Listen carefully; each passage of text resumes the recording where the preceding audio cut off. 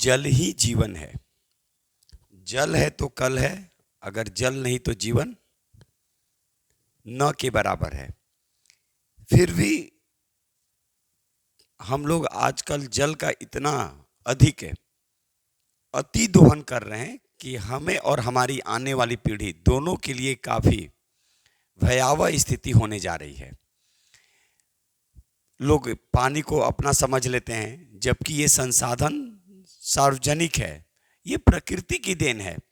और प्रकृति कभी भी, बार बार हम बोले हैं, भेदभावपूर्ण रवैया नहीं अपनाती। लेकिन फिर भी हम लोग आजकल संसाधनों का अति दोहन करते हुए नजर आ रहे हैं, और उसमें सबसे प्रमुख है जल। और आने वाला समय ऐसा होगा कि अगर तृतीय विश्व युद्ध की संभावनाएं अगर व्याप्त होती है तो ये जल के लिए ही होगा। इसी पे आज हम लोग बात करेंगे। हम आपके सामने आशुतोष पाठक। आखिर होता क्या है जल बजट, देखिएगा, और चर्चा में क्यों है, इन दोनों पे बात करेंगे। जल बजट एक क्षेत्र या जल निकाय में प्रवेश करने वाले पानी की मात्रा और निकास की गई पानी की मात्रा को मापने का एक उपाय है। यानी क्या है भाई, फिर से देख लेंगे। जल बजट एक क्षेत्र, क्षेत्र यानी एरिया, या जल निकाय में प्रवेश करने वाले पानी, यानी जो प्रवेश करता है, पानी की मात्रा और निकास की गई यानी निकलने वाली मात्रा को मापने का एक उपाय है।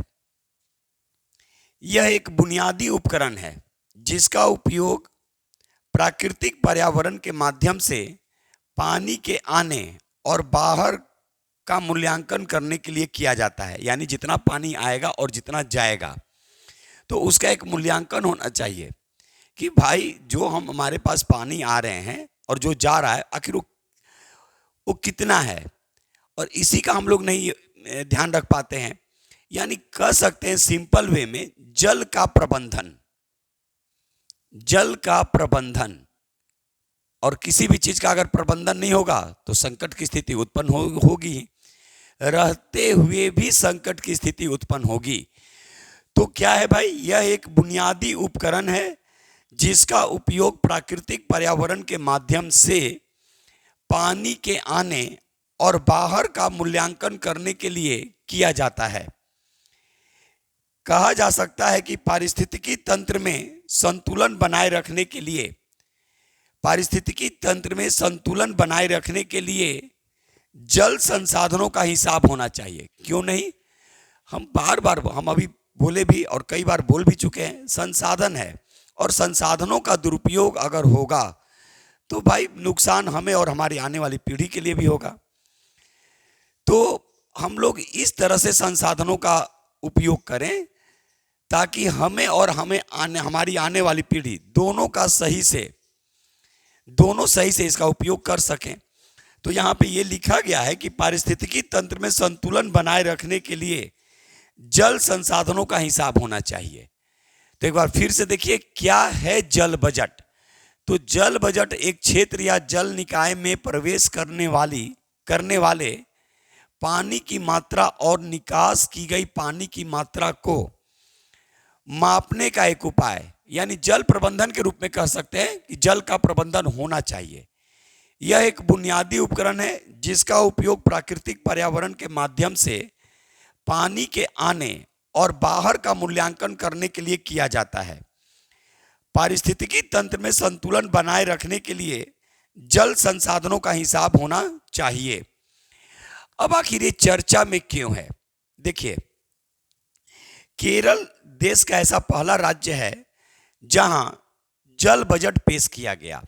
ऐसा नहीं है कि वहां पे झीलों की कमी है, जलाशयों की कमी है, तालाबों की कमी है, वहां वर्षा भी अच्छी खासी होती है, लेकिन फिर भी वहां क्यों जरूरत पड़ा, देखेंगे हम लोग। इसका कारण है कि गर्मी के दिनों में पानी की संकट इतनी ज्यादा वहां गहरा जाती थी कि कई क्षेत्रों में तो पानी मिलते तक नहीं थे।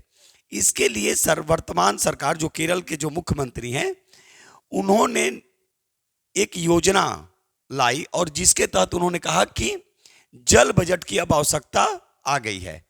तो ध्यान रखिएगा, चर्चा में क्यों, तो केरल देश का पहला ऐसा राज्य है जहां जल बजट बनाया गया है। यह काफी इंपॉर्टेंट क्वेश्चन है। नदियों, तालाबों, झीलों, जल धाराओं की संख्या अधिक होने के बावजूद भी गर्मी के दिनों में पानी का संकट खड़ा हो जाता है। तो इसी को ध्यान में रखते हुए वहां जल प्रबंधन की व्यवस्था की, जल प्रबंधन का सही से इस्तेमाल, जल प्रबंधन की व्यवस्था की जाए और जल संकट को दूर किया जाए ताकि हर क्षेत्रों में जल आसानी से पहुंच सके। इसके लिए केरल सरकार के द्वारा अभी हाल ही में कह सकते हैं कि अप्रैल में ही एक बजट लाया गया जल के क्षेत्र में, जिसको जल बजट नाम दिया गया। याद रखिएगा, तो जल बजट लागू करने वाला देश का पहला राज्य केरल है। और याद रखेंगे, वहां नदी तालाबों की कमी नहीं है, केवल और केवल जल प्रबंधन की कमी है। और इसी को ध्यान में, और जल प्रबंधन की कमी थी जिसके कारण से कई क्षेत्र जल संकट से जूझ रहे थे। तो उसी समस्या को दूर करने के लिए जल बजट पेश किया गया। चलिए फिर कोई नए टॉपिक पे हम आपके सामने फिर लेकर आएंगे। तब तक आराम से देखिए, पढ़िए, लिखिए, मस्त रहिए, स्वस्थ रहिए। लिखेंगे जरूर, हम बार बार आप लोग से रिक्वेस्ट करते हैं। चलिए फिर एक नए वीडियो के साथ मिलेंगे, तब तक के लिए जय हिंद।